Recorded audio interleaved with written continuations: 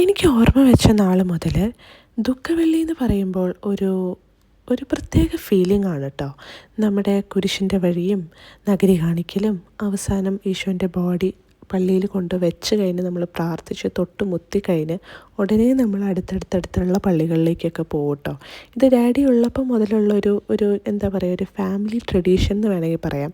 ദുഃഖവെള്ളിയിൽ നമ്മൾ എല്ലാ ദുഃഖവെള്ളികളിലും ഇങ്ങനെയാണ്. അപ്പോൾ അടുത്തുള്ള പള്ളികളും എല്ലാ പള്ളികളിലും പോയി നമ്മൾ അവരുടെ ഖബറടക്കങ്ങൾ കാണാൻ പോകും. ഈശോനെ അലങ്കരിച്ചിരിക്കുന്ന രീതിയും കാര്യങ്ങളും എല്ലാം നമ്മൾ കാണാൻ പോകും. പിന്നെ ഓരോ പള്ളിയിലും നേർച്ചകളും ഒക്കെ ഡിഫറെൻ്റ് ആണ്.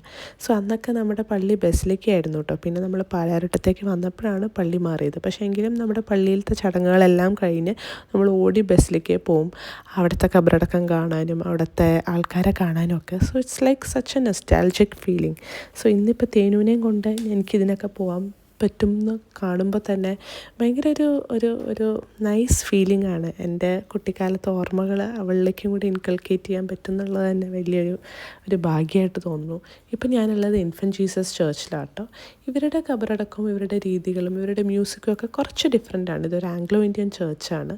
സോ അന്ന് കാലത്ത് പണ്ട് ഇവിടുത്തെ നേർച്ച ഭയങ്കര ഫേമസ് ആയിരുന്നു. ഇവിടെ പച്ചമാങ്ങയും ഫ്രൂട്ട്സും ഒക്കെ വെച്ചിട്ടായിരുന്നു നേർച്ച. അപ്പോൾ നമ്മൾ ഈ നേർച്ച കഴിക്കാൻ വേണ്ടി മാത്രമായിട്ട് ഇങ്ങോട്ട് വരും. ബിക്കോസ് അന്നൊക്കെ ഒരു നേരമാണല്ലോ. അപ്പോൾ അന്ന് നമ്മളിതൊക്കെ കഴിക്കുമ്പോൾ ഭയങ്കര സന്തോഷമാണ്. ആൻഡ് ആഫ്റ്റർ ദാറ്റ് നമ്മൾ ഇനി അടുത്ത ഏത് പള്ളിയിലേക്കാണ് പോകേണ്ടതെന്ന് ഡിസ്കസ് ചെയ്തുകൊണ്ടിരിക്കുകയാണ്. അതിന് നമ്മുടെ കിട്ടിയ നേർച്ചയെല്ലാം കഴിച്ചുകൊണ്ട് നമ്മൾ കണ്ണംകുന്നത്ത് പള്ളിയിൽ പോയി. അപ്പോഴും പ്രൊസഷൻസൊക്കെ നടന്നുകൊണ്ടിരിക്കുക കേട്ടോ, കുരിശിൻ്റെ വഴിയെല്ലാം. അത് കഴിഞ്ഞ് നമ്മൾ എല്ലായ്പ്പോഴത്തെയും പോലെ പണ്ടത്തെ ഒരു ഓർമ്മ പുതുക്കണ പോലെ നമ്മളൊരു ലൈറ്റായിട്ടൊരു കഫേ കയറി ലൈറ്റായിട്ട് ഭക്ഷണം കഴിച്ച് നമ്മൾ തിരിച്ച് വീട്ടിലേക്ക് പോയി.